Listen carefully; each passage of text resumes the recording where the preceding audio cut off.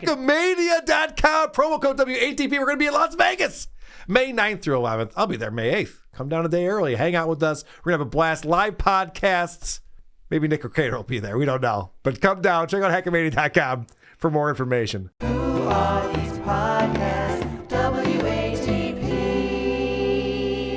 Now, as you know, Patrick Michael has blocked me yet again from his Patreon. I've tried to sign up for his Patreon with 2 different accounts, and that's where he puts all of his podcasts. So when he blocked me this last time, can't listen to his show anymore. But I found today, Mouth Like War, his new podcast, there was 1 episode available on his YouTube page. So I was very excited to check that out, see what he's talking about.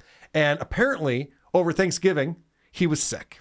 Oh, no. Yeah, he had a cold, and he didn't feel good. And he couldn't really do anything.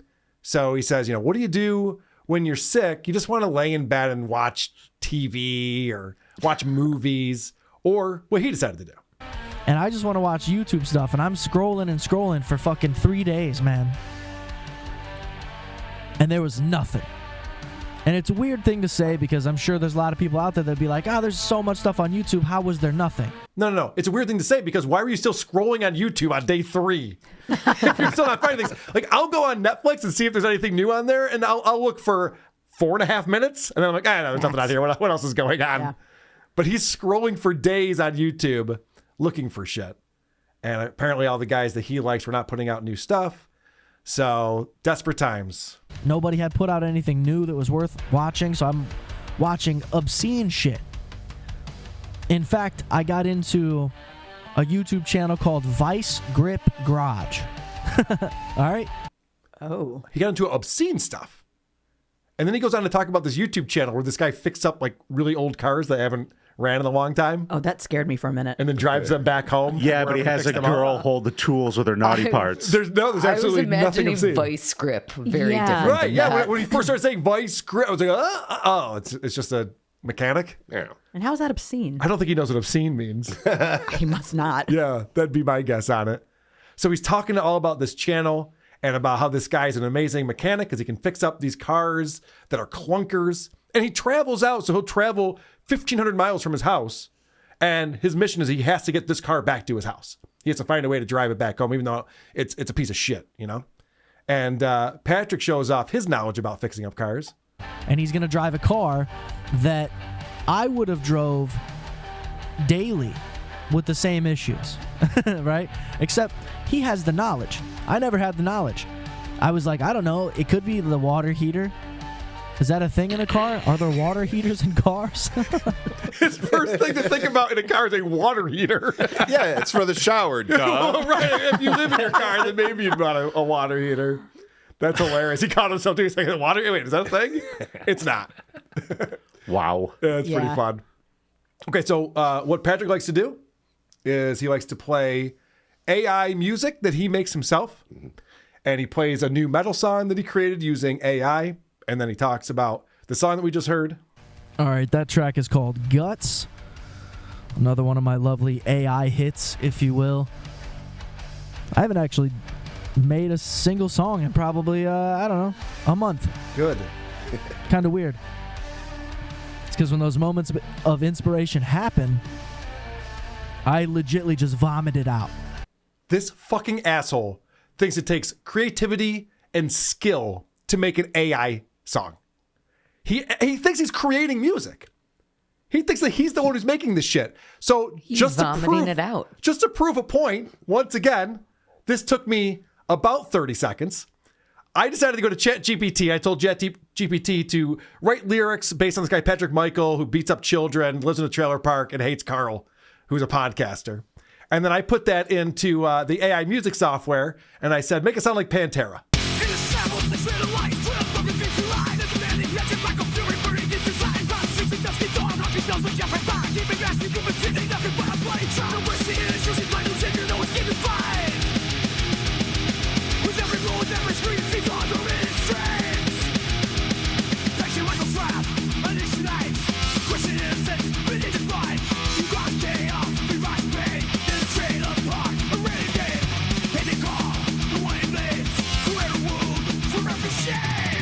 I'm awesome. Why do you still have the isotopes if you could do I that? know, isn't that amazing? Pretty good shit, right? I didn't even make one mistake. So good. Oh, that was first take. I love that he said it was a hit. Yeah. How is it a hit? His AI hits that he puts out. Because he plays them on his show, on his podcast, as if he's a radio DJ. He's like, all right, check out this next track. You guys are going to love it. It's crazy with this guy, the delusion that he has. So he's another one of these guys who is purposely uninteresting, it seems like. When he starts telling you about what he's been doing over his vacation time and what he's been checking out, rather than like dive into why he did what he did and what was interesting about it, he just tells you what he did. So, of course, I go back and start watching some of the Adam Friedland show, some of the older episodes of that shit. Bouncing around. Kind of got into the Mr. Beast drama. Just out of curiosity, what's going on here. Okay. Watch the Oompaville interview with Mr. Beast or whatever that was. And it sort of ended with me saying, you know what, man, there's nothing here to watch. None of this shit is entertaining me whatsoever. Everyone's been talking about the Penguin. Right? Everyone's been talking about this goddamn Penguin. So I was like, well, I guess I'll watch it. He was scrolling YouTube for 3 days. Couldn't find anything interesting, watching shit he doesn't even find interesting. And he hasn't watched The Penguin yet? The fuck is wrong with this asshole? Fine, I guess I'll resort to this thing where all these stars are in it that cost all this money to make. And Can he afford to watch it? That's what I'd like to know. well, he can because he did watch it. But the thing that annoys me, because I've been seeing, he must have a login from a friend or something. I don't know. A friend? Okay, a family member. But I hate when people do this, and I'm seeing it more and more lately. Where they just be like, "Yes, I was checking out like some old Adam Friedland shows." Well, who was the guest? Was it something interesting said?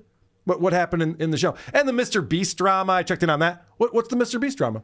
You want to? No, just gonna tell us that that's a thing, and then just move on. Like, what's the point? Yeah, he assumes everyone was just there with him scrolling. Right? Remember when I was checking out the Mr. Beast videos? No, what was in them? What was going on with that? This is how we discovered him. The guy Yes. who reads the IMDb pages and says how long the movie was. Yeah, he finds the most boring aspects of a boring life, and that's what he reports on during bizarre. his show. I watched a 17-minute interview with Mr. Beast. Yeah. Yeah, terrible. Cool. Good. Now, he's talking about the Penguin, and he compares, obviously, Colin Farrell is playing the Penguin, and he talks about the first famous guy to play the Penguin. And what we remember growing up was Danny DeVito's version of him, you know, Tim Burton's version, I guess you'd say, and horrifying. Truly scary. It made that movie scary to me.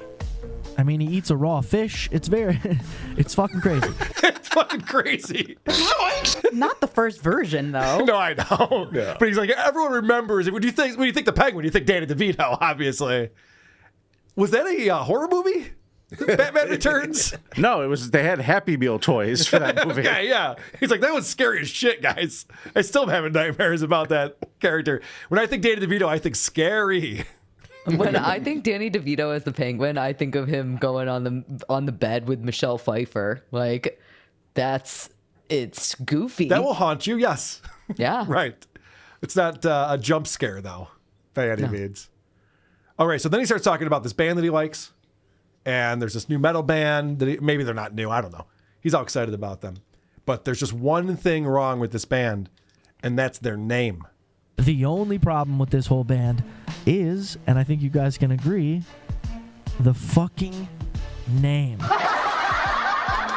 I mean, not enough space.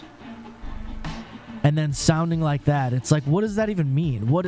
That's the problem. You have to ask what it means. Like, if they just called themselves, I don't know.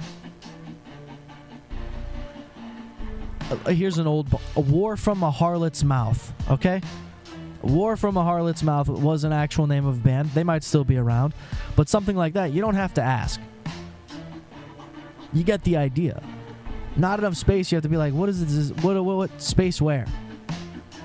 What is this in reference to?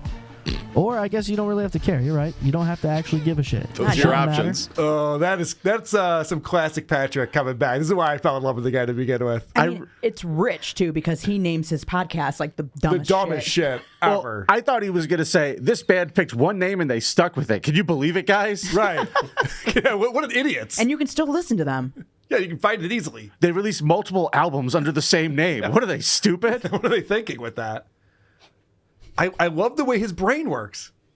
Not enough space. Like, what space? What are we talking about here? Like, that would be his interview with this band that he admires. Because what space are we talking about here? And why isn't there enough space?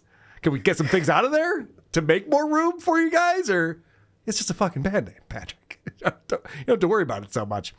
So then someone was critiquing Patrick's music. Uh-oh. Yeah. You know, that's the main thing that he's doing now on his YouTube channels is he's posting up either his AI music or him singing metal vocals over another band's hardcore and metal songs. Because I was live just the other day and somebody was listening to my music and said that this was like 12-year-old, 8th grader, whatever music. Something about, I don't know, I don't even remember the actual verbiage, but it was basically saying that this is not scary music. And it's like, well, I guess Knock Loose just proved everybody wrong. Just because you guys can handle it a little bit, you don't understand it, and you'll never actually be a fan of it. Okay? You don't belong here, and we do not belong there. And that's just what it is. Okay? You got him. Wow. So I stormed out of the trailer and beat up a 14-year-old. I like that the guy goes, this is like music a 12-year-old would think was cool. And he's like, oh, no, it's actually fucking metal as hell. You don't even get it. You just don't get how scary it is. You should be afraid of this music. And you find that people, grown adults, are still afraid of this sound? Fuck yes. 100% fuck yes. That's huge. That's a giant win. Because you should always be afraid of it. That's what I think.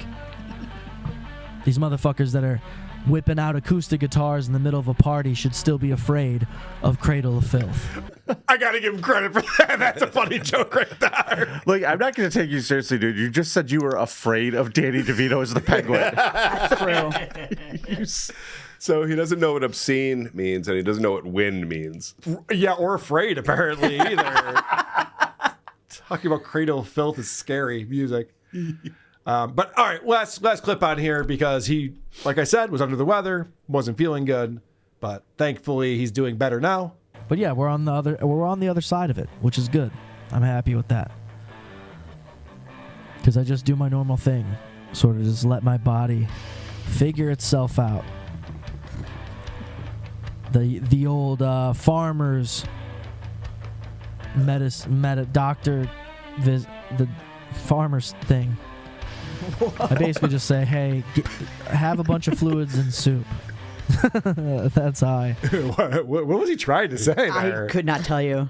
Is he overdosing on cough medicine? Maybe. Sounds fun.